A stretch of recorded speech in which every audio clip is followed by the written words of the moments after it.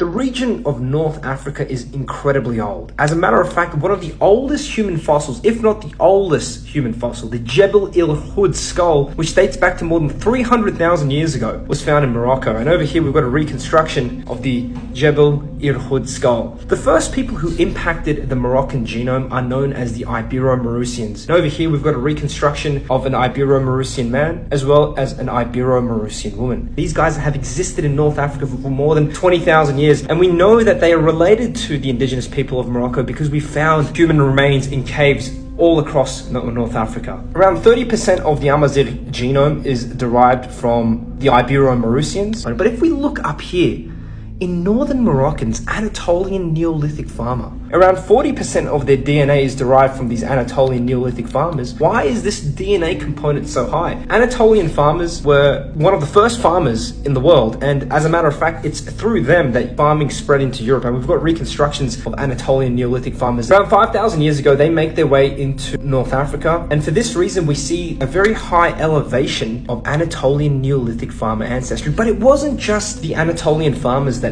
brought about this DNA component. The Capsians were a Neolithic group that expanded into North Africa close to 8,000 years ago. And what's interesting about the Capsians is that they had a very large component of West Asian derived admixture. We also had the Phoenicians. The Phoenicians originated in the Levant, and they made migrations all across North Africa. As a matter of fact, they formed one of the most formidable empires, the Empire of Carthage, which spanned all across North Africa. They were Phoenician in origin, they spoke Canaanite, and they themselves had a very high Anatolian Neolithic DNA component. But we've also got other events, such as the Reconquista. For 800 years, Spain was under Muslim rule. But after a certain time period, the Christians repel all the Muslims and all the Muslim Spaniards. Many of them flee to North Africa. And this is why when we look into DNA tests of people like Moroccans, we actually see a very high component of Iberian DNA. We see a lot of Spanish DNA amongst many groups. Over here, I've got an Amazigh DNA result, and he's got close to 25% Iberian DNA. So we just discussed the two major DNA components of the Amazigh. But if we look at this DNA breakdown, we also see close to 10% of their DNA is derived from the Pontic-Caspian steppe. How on earth did that happen? Because the Pontic-Caspian steppe is very characteristic of European DNA. I've got a map here of steppe admixture, and we see that it peaks in Northern Europe, but we also see low frequencies here in Morocco. This is very odd because the Indo-Europeans who originated in the Pontic-Caspian steppe didn't migrate to North Africa. They colonized the entire Eurasian plateau, but they didn't migrate into North Africa. So why on earth did this happen? Well, we just established that when the Reconquista happened in Spain, many Spanish Muslims were expelled back into North Africa. Spaniards themselves have close to 30% Indo-European DNA. So this is one of the reasons. Another one of the reasons is in Iberia, there were a lot of slaves that were Slavic in origin.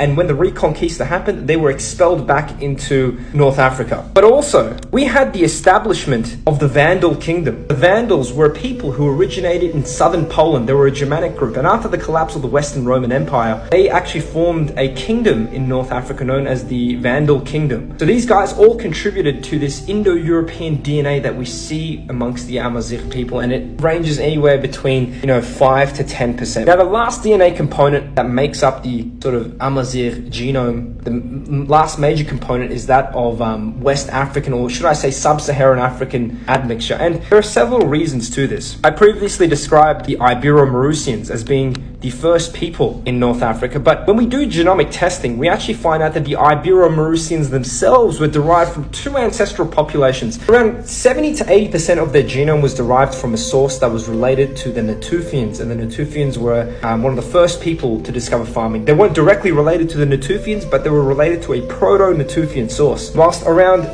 20 to 30% of the DNA was derived from a group that had genetic similarities with modern-day Sub-Saharan Africans. So this is one of the reasons. The other reason is the slave trade routes actually went through North Africa. But also, just from a geographic perspective, North Africa has very close geographic proximity to Sub-Saharan Africa. And as a matter of fact, this is a Tuareg. The Tuaregs are an Amazigh group in the southern regions of North Africa. I think you can also find them in Mali. As we can see from his features, he looks black. So yeah, this Sub-Saharan African DNA varies amongst different Amazigh populations. When we go to the Moroccans of the north, I'm using the Moroccans as a benchmark here. Northern Moroccans have like 7%, while southern Moroccans have like up to 24% Sub-Saharan African derived admixture. A common misconception amongst many people is that the Amazigh are Arabs, and this is not necessarily the case, because the Amazigh have their own ethnic identity. As a matter of fact, when we look into Amazigh